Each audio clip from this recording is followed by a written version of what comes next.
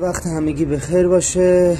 خب اینم وضعیت این بچه. حالا بود جون نداره طفل. من به خاطر این خونی بوده که از دست داده، خیلی خون از دست داده طفل.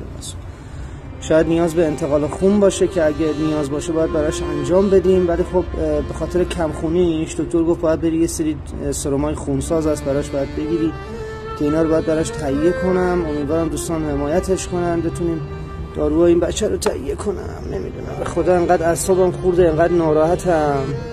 من نمیدونم اون کسی که اون دعایی که رو پایین نوشتی، آخه میخوای خیر بشه تو زندگی بی وجدان؟ آخه اون دعا میخواد چی بشه برای تو؟ امشب تو بخش مراقبت‌های ویژه قرار میگیره، حالت خوب میشه. قربون چشات برم، من نگران نباش بابا، من پیشت هستم.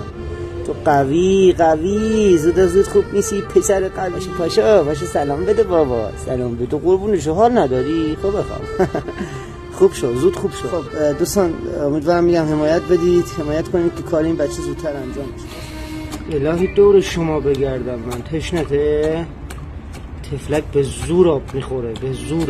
یعنی جون نداره پاشو آب بخور.